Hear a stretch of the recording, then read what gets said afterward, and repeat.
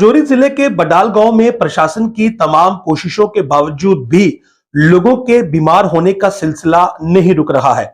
कल शाम को जहां एक और शख्स बीमार हुआ था, यानी कि उसमें भी वही लक्षण देखे गए थे जो पहले मारे गए 17 लोगों में देखे गए, तो वहीं आज दिन को 3 और लड़कियों में भी वही लक्षण देखे गए जो कि उन लोगों में थे।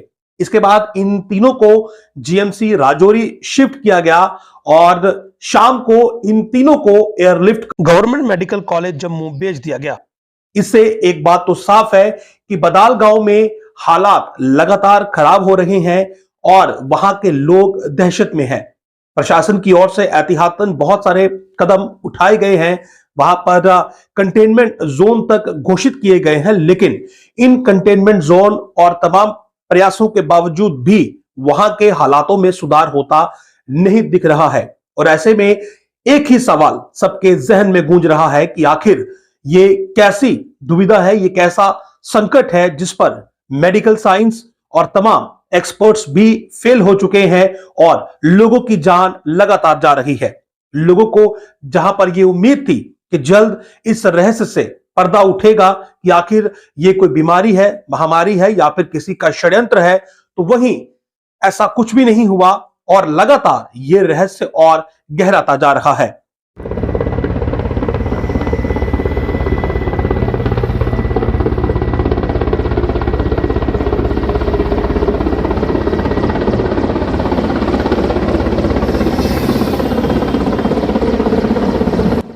राजौरी जिले के बुद्धल बडाल गांव में आखिर चल क्या रहा है?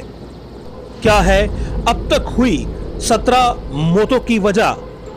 आखिर क्यों मेडिकल साइंस और तमाम विशेषज्ञ नहीं जान पाए इन मौतों का राज? क्या राजौरी में हुई मौतें किसी षड्यंत्र का हिस्सा है या फिर कोई अज्ञात बीमारी दे चुकी है दस्तक? आपको बता दें कि स्वास्थ्य विभाग और प्रशासन के तमाम प्रयासों के बावजूद इलाके में नहीं थम रहा है लोगों के बीमार होने का सिलसिला। बडाल गांव से आज भी 3 लोगों को गंभीर अवस्था में जीएमसी राजौरी लाया गया, जहां से इन 3 लोगों को एयरलिफ्ट कर जीएमसी जम्मू भेज दिया गया है। इससे पहले भी कल रात एक और शख्स अचानक बीमार पड़ गया था, जिसे जीएमसी राजौरी शिफ्ट किया गया।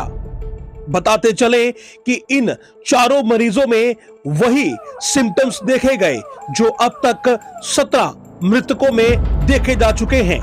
आखिर क्या वजह है, क्या बीमारी है या फिर क्या षड्यंत्र है जो कि किसी के समझ नहीं आ रहा है।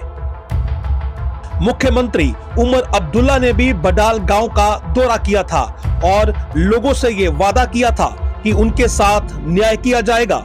अगर मेडिकल एक्सपर्ट्स की माने तो बडाल में हुई 17 मौतों में किसी प्रकार की कोई बीमारी या फिर इन्फेक्शन नहीं पाई गई है। हमने एक्टिव सर्वेलेंस किया, हमने पैसिव सर्वेलेंस किया, हमने क्लिनिकल फीचर्स देखे जो केसेस थे जिनकी डेथ्स की, हमने वर्बल ऑटोप्सीज की, हमने फूड के पैरामीटर्स देखे, उनका वाटर देखा, उनका सैनिटेशन देखा, उनका हाइजीन देखा, उनके हाउसिंग कंडीशन देखी, उनकी एनवायरनमेंट देखी। और as of preliminary investigation as of now हम हमारी जो एपिडेमियोलॉजिकल फाइंडिंग है वो इस नतीजे पे पहुंची है और जो हमारे पास रिपोर्ट्स अवेलेबल है, it is not a bacterial, it is not a viral, it is not a protozoal, it is not a zoonotic disease. Why I am saying this as an expert? Because the preliminary reports which are available with us from the premier institutes shows no virus, no bacteria, no protozoa, no zoonotic disease in the samples of the patients. उनका कहना है कि बडाल में हुई सभी मौतों में neurotoxin ही पाया गया है जो कि सीधे दिमाग पर हमला करता है। ऐसे में यदि न्यूरोटॉक्सिन सभी मृतकों के शरीर में पहुंचा तो फिर उसके पहुंचने की वजह क्या थी? आज 3 बच्चियां अचानक से बीमार पड़ गई, जिन्हें आनंद फानन में एयरलिफ्ट कर जीएमसी जम्मू पहुंचाया गया, लेकिन इसके साथ ही प्रशासन के भी हाथ पांव बुरी तरह से फूल चुके हैं और अब एहतियातन जीएमसी राजौरी के बहुत सारे वार्ड्स को खाली कर वहां पर इस बडाल गांव के लोगों को शिफ्ट किया जा रहा है ताकि सभी लोगों को हर वक्त मेडिकल ऑब्जर्वेशन में रखा जाए और यदि किसी में लक्षण पाए जाए तो उसे तुरंत इलाज दिया जाए।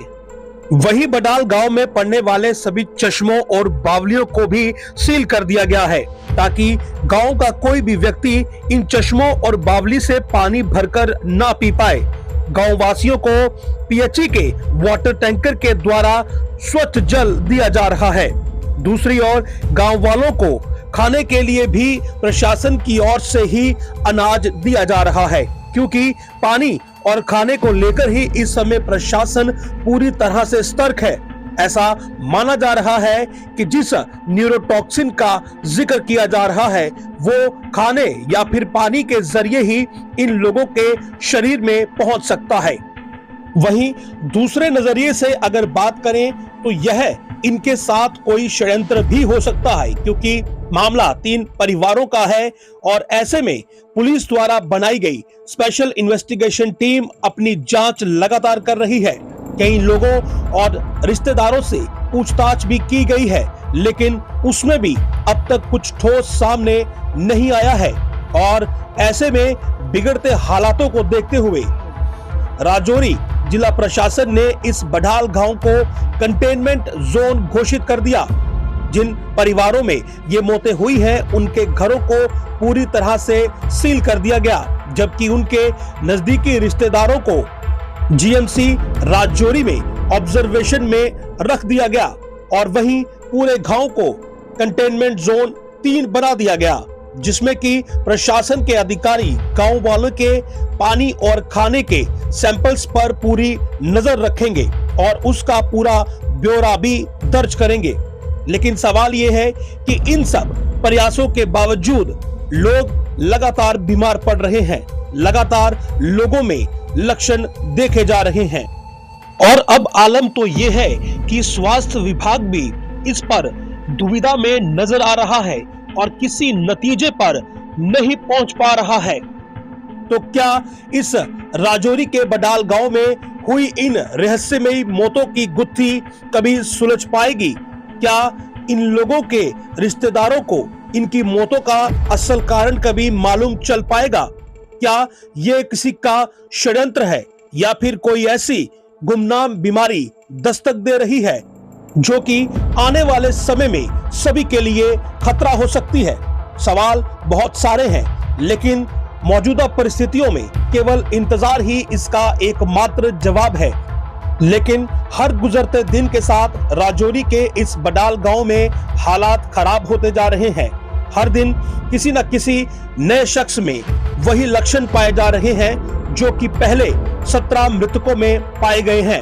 तो क्या ऐसे में अब पूरे बडाल गांव को ही अस्पताल में शिफ्ट करना पड़ेगा या फिर कोई और मेडिकल टीम या फिर डॉक्टरों की टीम आकर इन रहस्यमयी मौतों की गुत्थी को सुलझाएगी?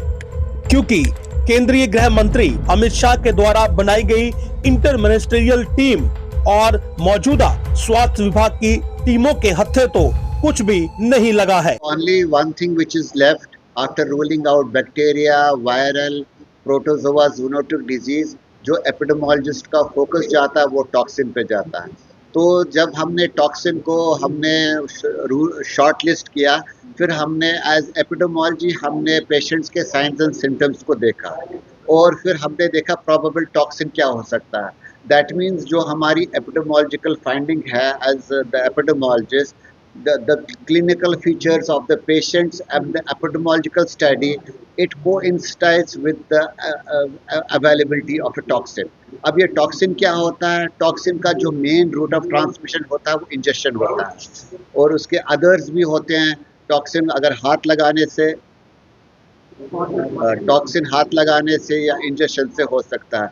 तो हमारी जो फाइनल डायग्नोसिस है ये है कि ये टॉक्सिन है और ये टॉक्सिन इंजेस्ट किया जाता है।